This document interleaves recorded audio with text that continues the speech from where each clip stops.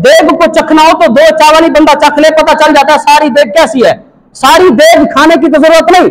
आला हज़रत फरमाते हैं मैं रसूलुल्लाह के दरियाए रहमत में से सिर्फ 2 कतरे वो आपको समझा देता हूं, उसके बाद तुम खुद समझते रहना कि रसूलुल्लाह कितना बड़ा दरियाए रहमत है। शेर सुने, आला हज़रत फरमाते हैं जिसकी 2 बूंद हैं कौसरो सलसबील, जिस दरिया के 2 कतरे, जिसकी 2 बूंद हैं कौसर आबे कौसर, जो कयामत वाले दिन हुजूर जाम भर भर कर अपनी उम्मत को पिलाएंगे, और सलसबील वो जन्नत का वो चश्मा जिस चश्मे से जन्नत की नहरें फूटती हैं, दोनों का जिक्र कुरान में है, आबे कौसर का भी सलसबील का भी। आला हज़रत फरमाता है लोगों देखो मेरे नबी की रहमत का दरिया कितना बड़ा है, सिर्फ उस दरिया के 2 कतरे समझ जाओ, जिसकी 2 बूंद है कौसरो सलसबील, है वो रहमत का दरिया हमारा नबी। सबसे आला ओ आला हमारा नबी, सबसे बाला ओ बाला हमारा नबी, खल्क से औलिया,